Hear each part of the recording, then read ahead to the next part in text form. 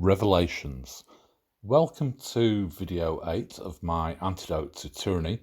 This will also be the equivalent to chapter 17 within Graham K. Griffiths' book Behold Jerusalem, and as such will feature in my Albion Landscape video series, which is the serialisation of Graham's book. This is Graham's own work and the serialisation of the items that he was forced to leave out of his original book, Behold Jerusalem. And so this was written 14 years after that date, back in 2018. These revelations refer to graphical sexual innuendo and practices, so I've had to really lock this down and put it as adults only. Some of the subjects covered within this series of 5 are alluded to within the main book in chapters 1 through to 16, but go into a little bit more detail within this book, within this serialization of his revelations. After going through these revelations several times in the production of this video, I will at the end be releasing a 6th video within this set to actually put my views over what has been revealed and what can be said about the Albion Zodiac and what I believe its true nature is. I will now pass you over to the words of Graham K. Griffiths.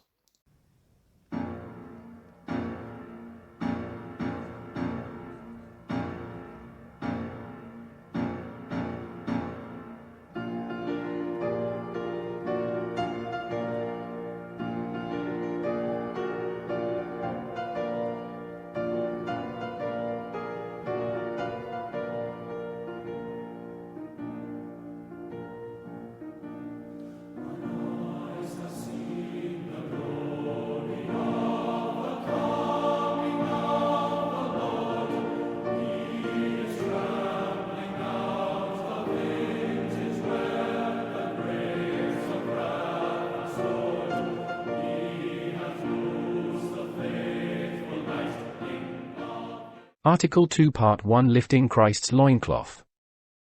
Continuing the missing revelations as deleted from the book Behold Jerusalem. The discovery of the zodiacal miracle buried within the foundations of England, Wales, and Northern Ireland. By Graham K. Griffiths. Those who have already read my book will know how horrified I was when first I stumbled over this totally and looked for 48-mile tall depiction of the crucified Christ upon the peaks of Cumbria. Because what the hell had the Christ of Christianity to do with astrology?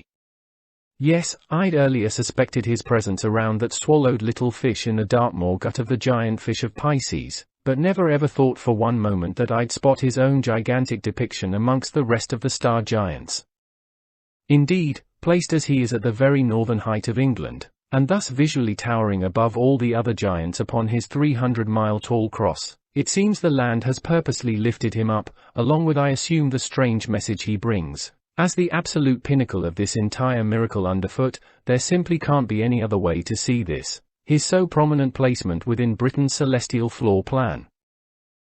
But oh how I tried so damned hard not to see him on the evening he first came storming into view from off the Ordnance Survey map, and this his arrival happening all within a few devastating and tear-filled moments, which caused me to cry out in abject fear for my own sanity. See my book. In hindsight, however, and with William Blake's electrifying "And did the countenance divine shine forth upon our clouded hills?"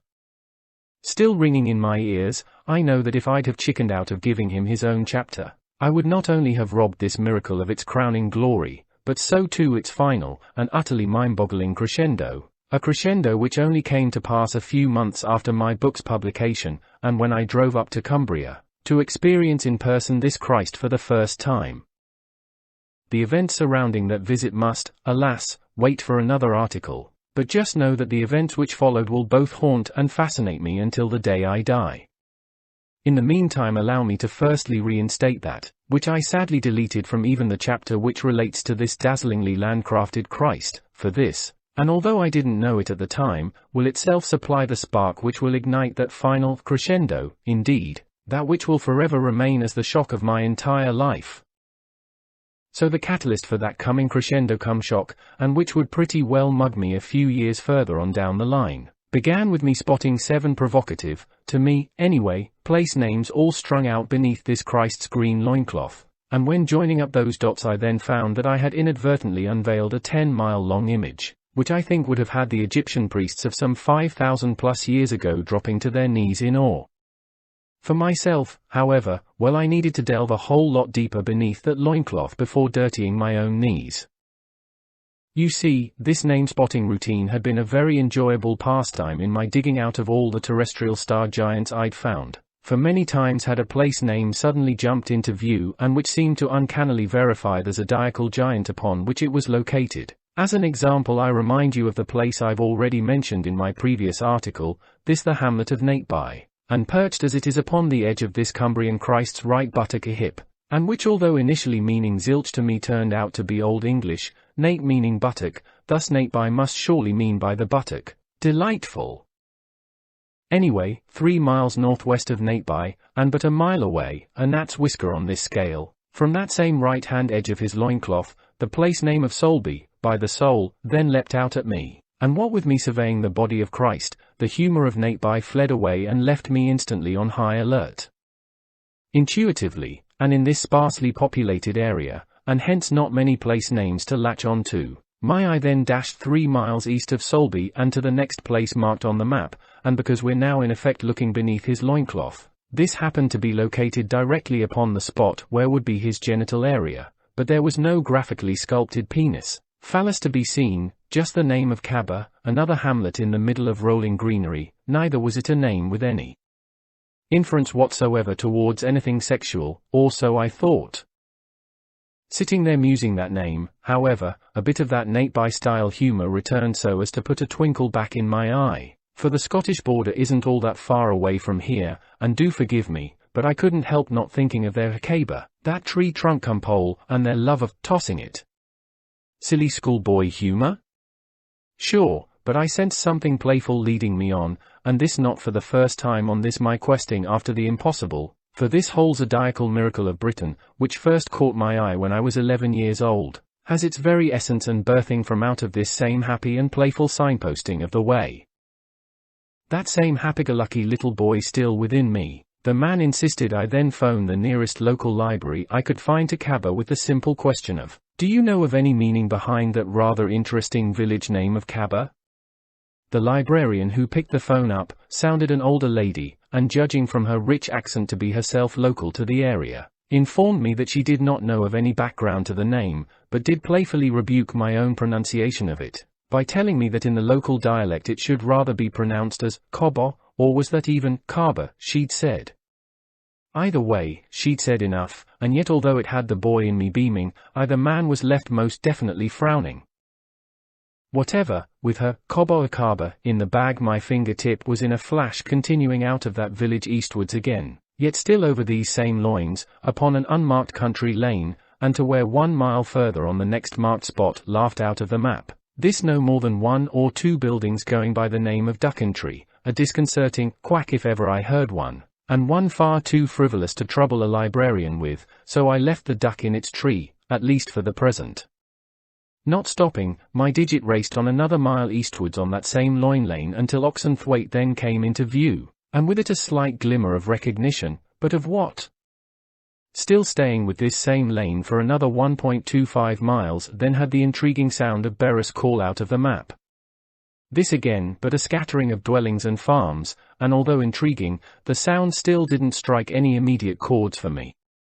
Now from here my fingertip could well have just carried on with this quiet lane until in a few extra miles, I could see it get sucked into the thundering and chaotic A66, and this just seemed wrong, as to go further than this barrier would have taken me beyond both this Christ's loins, and so too his left hip, thus beyond his body a deafening dead end then? So I stopped for a cerebral breather, and hoped a little intuition might come into play and guide both my eye and fingertip, and it did. With my finger poised above Berus, I then saw sprouting from this lane a very distinctive disused railway line. Indeed, visually, it was almost an alternative continuation of the lane itself, so I let my finger walk me along its great jaw-shaped curve of long-gone track, and after half a mile the desolate spot marked on the map sent a strange shiver of knowing down my spine. It said Mouthlock. Now this is where I struggle to put across to you just how that name grabbed me, akin to an electric shock. It had the pulse in my wrist jumping through my skin. In fact, just in bringing this back to mind now does exactly the same thing to me. Let me just say that as I look back along this approx 7 to 8 mile long lane, which my fingertip had just traveled along but a minute or two before, I instantly knew that if I joined up the dots of those 6 place names along its length, the odd, but to my eye very distinctive shape that would be almost nearly completed would be that of the distinctive 7-star constellation of the Great Bear at the Plough, Ursa Major. So I simply needed one more place name cum star dot so as to turn this journey, begun at Solby, into a replica of that constellation which revolves nightly around the pole star. I looked again at that sparsely populated area of pastoral beauty on my map and stabbed my digit down to where, just for fun, I reckoned a 7th place name should be in order to complete this same constellation upon the loins of Cumbrious Christ. However, when I lifted my finger and saw the place beneath it, my jaw gaped open, and with it came a sharp intake of breath, for this minuscule dot on the map which completed a constellation, and which is connected to Mouthlock via a mile of footpath, was but a single cottage by a stream, and the name it cried out with was Gilbank. So what? You may think, but the reason I myself cried out was because that same, and on the face of it, uninteresting name, albeit written as Gilbank, marks the very place of this Christ's own mouth some 20 miles away to the north, and this name likewise belonging to yet another lonely and ancient dwelling by a stream. Okay, mildly interesting, but why would a chap cry out at finding such? In answer, I knew that that constellation of the Great Bear was the very shape of a small handheld tool which the priests of ancient Egypt used in what is today thought to be their most sacred rite of all, this the opening of the mouth ceremony, a rite performed upon the deceased pharaoh so as to pretty well resurrect him by placing this hooked star tool adds over the teeth of his lower jaw and pulling downward so as to open it, thereby allowing his soul to either re-enter, reanimate his body, or else to leave and fly away to the region of the heavens where the dead lived again, this the region of that constellation of Ursa Major, hence the shape of the sacred tool used by the priests. Indeed, so important was this ceremony that it's gigantically depicted in all its graphic glory on the wall mural that dazzles us to this day alongside the sarcophagus of the boy pharaoh Tutankhamun. Now, upon the body of this Cumbrian Christ, with this adze of resurrection hidden beneath his loin cloth, and what with Solby written upon its handle, Mouthlock upon its hook, and with Gilbank, echoing the very name upon this Christ's mouth, written upon the very tip which would actually slot into the dead pharaoh's mouth, can you blame me for rapidly putting 2 and 2 together, and getting the shocking picture to the effect that this starry hook was destined for Christ's mouth too? Think about it. In short, we are talking resurrection, and this, because we're here standing upon the loins of him who is the very symbol of the same, I think demands our urgent attention. It certainly grabbed mine, and still does to this very day. But there's yet much more to add into this potentially mind-blowing equation, for look again. See that this constellation-shaped tool is also this path across these loins of Christ, and as we walk it will be following what can only be the path of the soul itself, its route. Remember, we started at Solby, by the soul, both prior to birth and after death. Indeed, it could even be showing us the rudiments of how we too may be able to resurrect ourselves, for what other reason could there be behind this staggering unveiling in a location, where if anything, the life-giving genitalia should be. But in place of the obvious, we find instead a life-giving tool and instrument intended to give life back to the dead, including Christ. We shall see.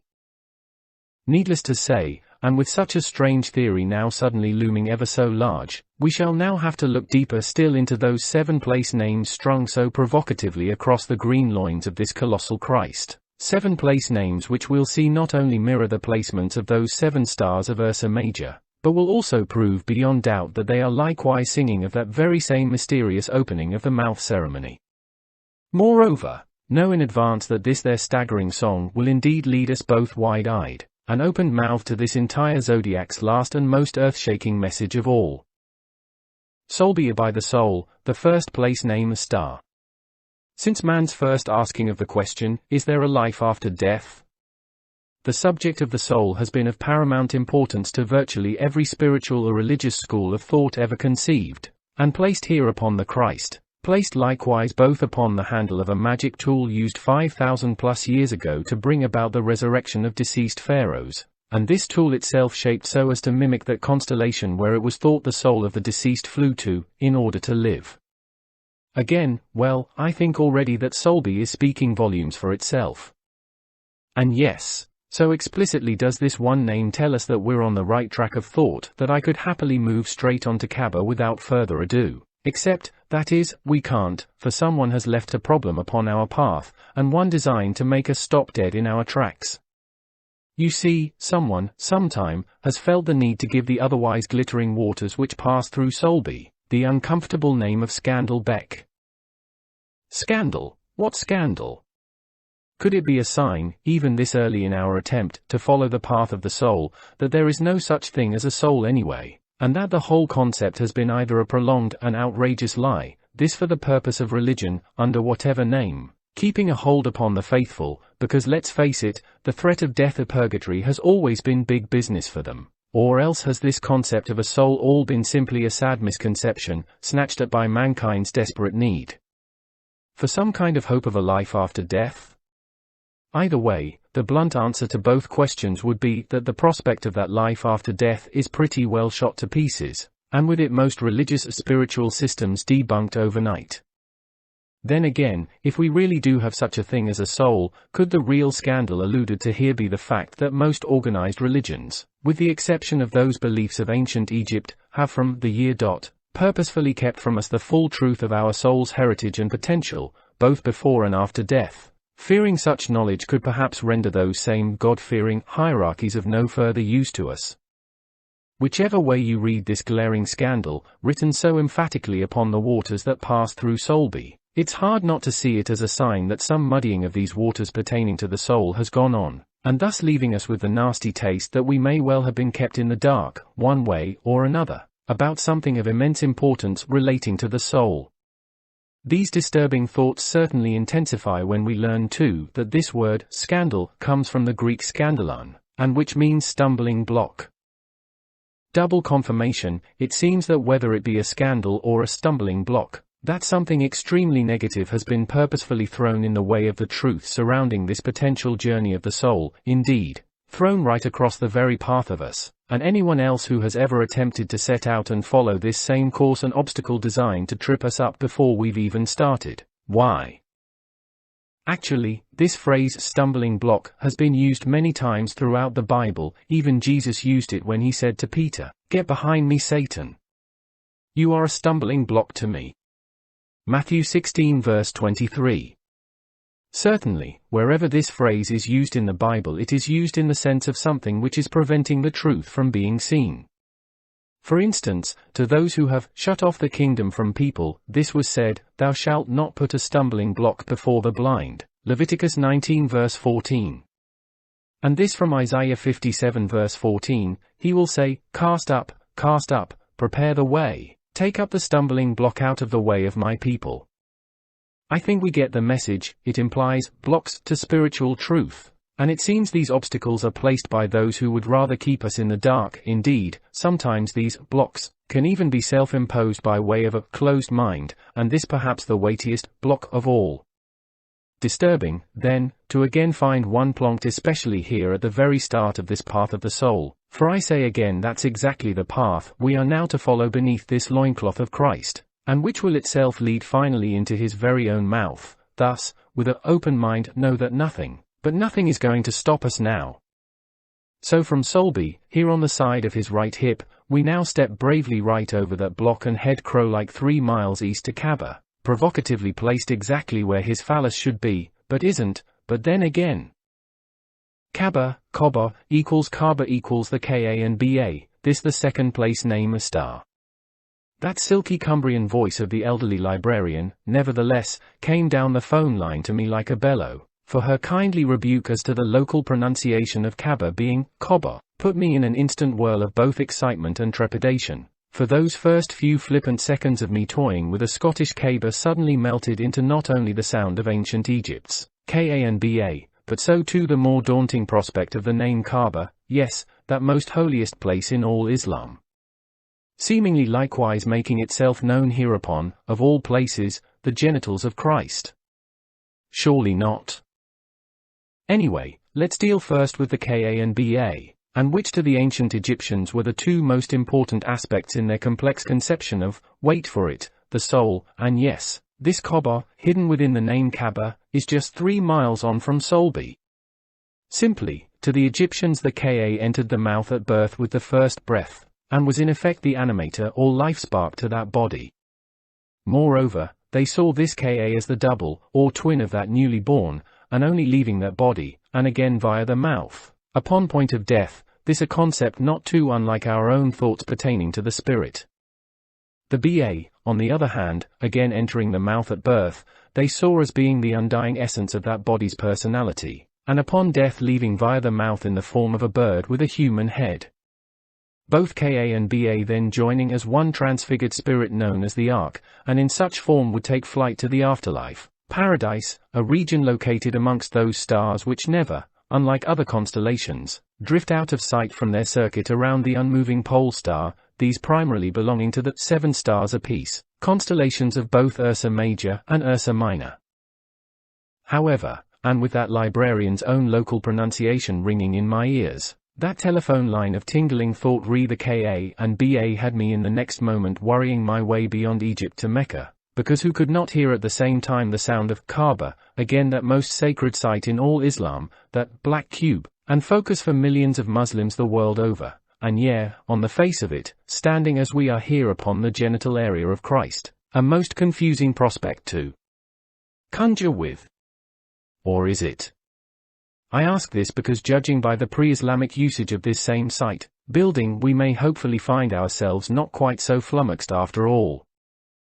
Surprisingly then, and prior to Islam, the location where the Kaaba stands today stood another building devoted to a pagan polytheism orientated towards the worship of the goddess, and although Muhammad rid the place of a total of 360 idols that he found here, he seemingly kept the one most revered by those pagans, this being that mysterious black stone, thought to be a large meteorite, and which, like the pagans before them, pilgrims to the Kaaba today still kiss, for Muhammad had it built into the eastern corner of the Kaaba's interior wall, and there becoming its very cornerstone. It is this stone then, itself such a focus within this cubic focus of all Islam, which I'd like us, albeit here strangely stood upon Cumbrian soil, to now focus upon. The story of this stone begins with it reputedly falling from the sky and landing at the feet of Adam and Eve. However, another version as Abraham, the first builder of a sanctuary here, stating that it was the angel Gabriel who presented the stone to him. Anyway, in time Abraham's holy sanctuary fell into the hands of the goddess-worshipping Bedouin tribes of the area, and that black stone became an object of fertility rites wherein women were said to have rubbed their genitalia against it in hope of increasing their own fertility. Indeed, the word Hajj, which today signifies the Islamic pilgrimage to the Kaaba, is seemingly derived from hak, the Arabic for friction. And yes, a matriarchal system once occupying the spot where the patriarchal Kaaba now stands seems a case of extreme polar opposites, and yet in Guillaume's translation of Ibn Ishaq, he an early biographer of Muhammad, it's shown that today's 7 times circumambulation around the Kaaba by pilgrims is itself an echo of an earlier pagan fertility rite at this same place, for it is recorded that such was once performed by naked men and semi-naked women. Again, such goddess fertility rite references situated anywhere near the Kaaba would seem today a totally uncomfortable proposition for further debate. Yet that black stone, itself having been such a magnet to those earlier fertility rites, and now embedded as it is as a cornerstone within their holiest of places, is still an object of deep reverence which pilgrims still attempt to touch or to kiss as once did those earlier pagans. Moreover, so revered is it today that it has now been encased all around by a large silver oval frame, and this of such a clear and detailed design that it is well nigh impossible to see it as anything other than a vulva, and wherein that large round black stone visually becomes the epitome of a baby's head a moment or two before birth. And please understand that this is not just my own artistic take on the above, but one that has already been many times over reiterated by other observers. Before we move on to our next port of call along this Cumbrian path of the soul, because that's exactly how this route is going to pan out, let's just take in, and take with us, a breakdown of that which we've just accrued via this overlaying of the Kaaba upon Cumbria's own Kaaba, or as the Liberian insisted, Kaaba. Firstly, and whether that mysterious black stone, again thought to be a meteorite, first fell at the feet of Adam and Eve. It is said that the Kaaba was built directly upon the spot where it landed, or was a gift to Abraham from the angel Gabriel. It's apparent that it was endowed with a most sacred aura, an aura which to me has the strong vibe of the seed of God about it. Why so? Well, to the ancient Egyptians the sight of a falling meteorite was to them to see the bright long-tailed ejaculation of God seeding the Earth Mother herself, and when seeing such fall at the feet of Adam and Eve, or in the hands of Gabriel, he who came to the Virgin Mary to inform her, in words to the effect that she carried the seed of God, I think the shared imagery here presents us with a tempting link. Likewise, when taking into account those fertility rites wherein pagan women rubbed their genitalia against this same stone in hope of pregnancy, along with the strange fact that this stone is today encased around by an unmistakable vulva, the link to God's own seed becomes hard to ignore. But let's chalk up some more pointers as to us being upon the right track of thought. Take too then that amazing sight of thousands upon thousands of present-day Muslims upon their Hajj pilgrimage, as they swirl 7 times around the Kaaba in their so-called circumambulation of the same, seemingly as their pagan predecessors did, and remind yourself that there just so happens to be 7 stars in that constellation of Ursa Major region of the afterlife, just as there are 7 places names along this Cumbrian route and which when joined up just so happen to mirror the exact shape of those northern circumpolar stars, not to mention that opening of the mouth tool, as they themselves rotate around that heavenly, and unmoving, focus which is the pole star or Polaris, that very star which shows mariners the way home, and which in turn, perchance, shows us who endeavor to journey along a very strange path indeed, that we're not lost either. The last 2 tidbits we should take forward with us from Kaaba are as follows. Firstly, the fact that to those pre-Islamic tribes their goddess, Al-Uzza, meaning the mighty, was identified with the planet Venus, the morning star, just as the Virgin Mary herself was. And secondly, the very weird fact that this Al-Uzza was worshipped as a thigh bone, and as such was she shaped from a slab of granite which once stood alongside that black stone. Now later on in our journey we'll find this same weird, thigh bone imagery cropping up again in other cultures as a code for a penis. Phallus, enticing, considering where we stand, but for now just take on board the fact that to the ancient Egyptians that constellation of Ursa Major, and every time I mention Ursa Major you must also remember that I'm also saying opening of the mouth tool, too, was envisioned by them as a thigh. Seems wherever we roam along this Cumbrian path we're never far from ancient Egypt. Anyway, add all this Kaaba aka a Ba Kaaba and fertility stuff up, not forgetting that meteorites equals God's sperm. Even, if you like, include that schoolboy's tossing of the Kaaba pole, and then slap it all wham-bang upon, of all places, this genital area of Cumbria's crucified Christ.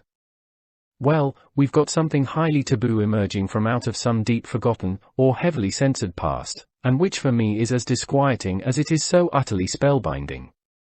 Onwards then to see Donald Duck stuck in a tree. Duckentry, the 3rd place name a star. Okay, I admit it in my finger tracing a line from Solby to Gilbank, and getting the same old excited buzz of expectation as I'd had so many times before in my rooting out of Britain's star giants. That place of Duckentry stood out like that waddling cartoon character. In truth the words wild, goose, and chase came cackling to mind. However, that same happy and tingling vibe which had drawn me to Solby and Kaaba still held sway, and so it was that when I did return to this charmingly named place less than a mile down the lane from Kaaba, a place of nothing more than a small group of, I presume, farm buildings, for to see what if anything lay waiting in its name, I was indeed greeted with yet another yell of joy emanating from ancient Egypt, where else, and with it another bright, albeit unexpected, beacon pointing the way along this path of the soul. In short, I've always found that if I was on the right track, that proof of the same would come quickly or not at all, and naturally enough, my first inquiry regarding birds in trees had to be within the realms of Egyptian mythology, although again without holding out too much hope, but I should have had more faith, as I was within a few moments spinning in my chair and laughing out loud. You see, that image of a human-headed bird we came across when delving into Kaba a Kobo equals Ka a Ba, and representative of the winged Ba a soul, was imagined to actually perch upon the upper branches of the so-called world tree, like the pole star, a kind of celestial axis point, and whose branches touched the very stars. Perched here then, between heaven and earth, would the individual Ba's wait either to enter a newborn child via its first breath as a new soul incarnate, or else via the last breath of one deceased, would rise up to these same branches before that soul would take flight to the afterlife somewhere amongst those northern constellations. And what lovely imagery this is, a starry tree, roosting place for both coming and going souls, and this less than 4 miles from Solby, by soul, with Kaba's own Ka and Ba imagery in between just perfect. Typically me, however, it wasn't long after my chair stopped spinning that I had a pang of, but surely a duck is a somewhat clumsy depiction of the winged Ba soul, for to the Egyptians it was seen as a far sleeker falcon, hawk type of bird, albeit with its own sleek aerodynamics compromised a tad by the cumbersome addition of a human head. Indeed, did ducks even perch in trees anyway? Happily, I soon found that some ducks do indeed perch, and even nest in trees, and although these wood ducks are not native to Britain, they do turn up here and can be seen in the wild via their migratory routes, or as escapees from local reserve private breeders. That said, I also found that our own common mallard are themselves occasionally partial to both roosting and nesting in trees, not to mention, in hanging baskets too. With that you would have thought I'd have been laughing again, but no, I wanted far more, so back to Egypt I went. This time I wanted to know a little more about the actual tree wherein the Ba would perch, this their star-touching world tree. Seems they saw this tree as a mighty sycamore under the especial guardianship of their great goddess Hathor, mistress of the sycamore. Interestingly, the goddess Alusa, whom we met down the lane at Kaba, is herself often equated as the Middle Eastern Hathor. But like Oliver I still held my bowl up for more, and to get it I now needed to hunt specifically Egyptian duck. Hunt as I may, I found no mention of any Nile paddling duck which had a penchant for perching in their sacred sycamore, until, that is, I came across the 3 hieroglyphic characters which made up the name of Hathor, the middle character being a duck standing beneath the sun, and which I learnt was her sign, a duck being personally sacred to her, to the effect that she was a daughter of the sun god Ra. Simply put, Hathor equals duck, and duck plus sycamore equals duckentry equals the world tree, roosting place of the Ba. When much later on, and just for the hell of it, I typed duck symbolism into Google, and got back such perfect soul food as, because they could both walk on water and soar into the air, they were seen as a sign of freedom, along with, many cultures believed them to be a symbol of eternal life, and a link between heaven and earth. Well, perhaps I wasn't going totally quackus after all. Lastly, and before we again move on, I'd just like to mention that if there is indeed a tall sycamore, or any other type of tree for that matter, standing at this place of duckentry, and should a duck, or any other type of bird, perch upon its upper branches, they'd spy one farm not far from the actual road sign, and whose own name will be of welcome encouragement, especially so if that bird is indeed a soul preparing to wing its way back to the stars, for let me tell you that that farm across the way is seemingly set as another neon signpost which points towards home. It's called Stara. And no, you really couldn't make it up, and yes, when spotting it I was again spinning in my chair and shouting, hurrah for Stara. Thanks Donald. Oxenthwaite, the 4th place name a star. In less than a mile from duckentry, now a soul in a tree, and still fingertip strolling down this same constellation of a lane, we come next to another scattering of peaceful farm buildings, but boy, what a blast from the Egyptian past booms out of the unassuming road sign which spells out the name Oxenthwaite. And yes, I've already told you how the ancient Egyptians saw that constellation of Ursa Major, that final destination of the soul, as the Great Thigh, but I didn't tell you that they saw this same thigh, or foreleg, as belonging to an ox or bull. We are not lost souls, we are heading home to the stars, and have an ordnance survey map to prove it. And as we go, keep in mind how in my next article I'll show you how a thigh was once a weird code for penis, and speaking of a penis, let's stride forth to Beres. Beres, the 5th place name a star. In another mile and a bit, and with Ursa Major now well and truly taking shape beneath our feet, this magical lane brings us to, you've guessed it, another scattering of farms and rural dwellings. And of course, the first name vibe certainly came as a hint towards the already mentioned BA, and thus would make a nice tie-up with that KA just down the lane in Cabba. However, I felt this allusion to the BA to be a wee bit too easy, so decided to firstly have a poke around for any English meanings behind the name, and brought up only that once upon a time the surname of Beres, oddly enough, meant a tradesman, and was also sometimes used as short for barrister, not very soul-inspiring. After then dropping that B, and from Aris getting only a tapestry wall hanging, I just knew that I was searching in the wrong area, for although this place was of English soil, it was, and as per the vibe around the other places, probably going to speak of a more Eastern lineage. Suffice to say, it was again into the dusty storerooms of both ancient Egypt and the Middle East that I now returned. My first find, however, was of a curiously mixed English and Egyptian variety, nothing new there, as it seems that Beres was suspected to be a corruption of Barrow, as in ancient burial mounds, while according to Herodotus a bier to the ancient Egyptians was termed a bar. Okay, a tenuous linkage perhaps, but when talking soul stuff, along this of all country lanes, surely the subject of death can't be too far away, and it isn't, as to both Arab and Hebrew eyes Ursa Major was indeed seen as the bier. The last 4 stars at the mouth a hook end of that opening of the mouth adds, forming a box, and this was perceived as the bier bit, while the other 3 stars, in our adds the 3 that form the handle, were allocated as 3 mourners. Nice to know then, that in our terrestrial Ursa Major Beres would mirror the placement of the lower left-hand star of that box a bier, bar in the sky. Charming too, again because this lane is shaped as the Great Bear Ursa Major, was the fact that Beres was also once an ancient surname which denoted someone who lived by a bearwes, meaning a grove that once had a bear lurking in it. I then went sieving through ancient Babylonian, Assyrian or Sumerian usages, cultures not without cross-pollination links to ancient Egypt, for similar Beres-like words, and although finding no identical fit, the following bits and bobs certainly tantalized.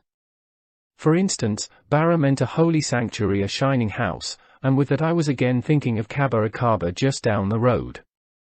The sound of Bara was also voiced in magical incantations, and meant, begone. And whether rightly or wrongly, I wondered if ever a priest knelt at the bed of one deceased, and with that sacred adze pulled its mouth open, commanding then that soul, and with that one word Bara, to leave that body via the mouth and so return home to the stars. Or did such a priest ever pull a jaw open so as to allow a soul to return via the mouth, and thus it would be death which would be commanded to begone? As a result that deceased one resurrected on the spot. I can hear bonkers in reply to that one, but before you dismiss it as such I only ask that you hear me out, not only in this particular article, but so too the articles which follow. For now though, it's back to the word search. More sniffing around found that Bara also meant iron, and with that know that the opening of the mouth tool, adze, was sometimes made from the iron found in fallen meteorites, the ejaculated semen of their god Atom, remember. And yep, when those priests inserted such an adze into the mouth of the deceased, they were likewise inserting Atom's sperm too. The corpse was in effect swallowing life back into itself. Indeed, in my coming articles this, for the moment, purely poetic allusion to the swallowing sperm for the purpose of resurrection will ignite into something of crucial importance, and with it that word allusion will go straight out of the window. Bara also meant axe head, which even my dictionary relates to an adze. However, the 2 words which tantalized the most were barsil, meaning groin, and barassa, meaning erect penis. Now just think about it, barassa. So could Beres itself be the centuries-old outcome of so many Cumbrian tongues attempting to wrap themselves around that foreign-sounding Barasa, and this erect penis vibe, albeit in a foreign tongue, subliminally prompted by that consciousness exuding from underfoot, here upon the very groin of this land Christ? If so, and as I've already mentioned, This would not be the first time in this vast terrestrial zodiac that men have unknowingly aided and abetted this miraculous manifestation via naming a place so as to uncannily gild exactly that which lay unseen, yet magically evolving beneath their own hearths. Having said that, however, I accept that neither of all the above words or sounds are identical to our Beres, but with us again standing here beneath a loincloth, and in the context of what we've found buried in the place names already visited, I believe these close fits, especially that last one, to be far too tantalizing to discard out of hand. Before we leave Beres, I think I should mention that one could, because the few buildings here are so widely dispersed, be easily forgiven for driving straight through without really being aware of the fact, except, that is, for two things. First of all, the very clear road sign, quickly followed by the sudden and forlorn sight of a boarded-up roadside pub, although when I drove past some 14 years ago, I still couldn't help stopping, not in the faint hope that there was still refreshment to be had, but to simply stand and admire its peeling sign, this the once welcoming Slip Inn. Sure, a delightful name to have once tempted in both passing motorists and tired ramblers alike, but on this magical adze-shaped route, knowing that such a tool was destined to be slipped into the mouth of a deceased pharaoh in order to literally yank the jaw open, and knowing too that our next destination is to be Mouthlock, well, I hope you're chuckling now as much as I was all those years ago. Mouthlock, the sensational sixth place name a star.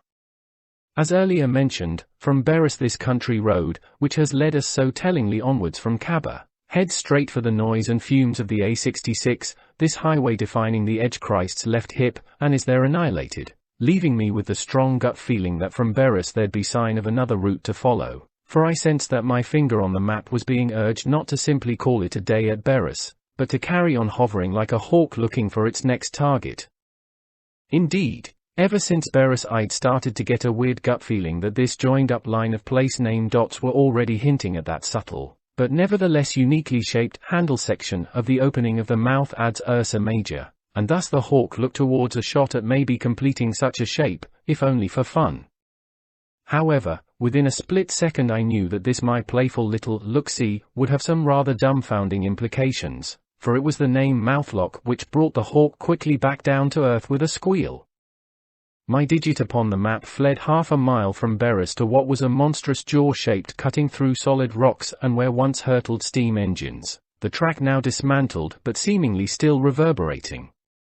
Mouthlock, written here of all places, screamed in my face, locked jaw, and this quickly followed by another yell of open it, and with a quick look back to Solby it then pleaded, let soul out, or more profoundly, was it rather, let soul back in.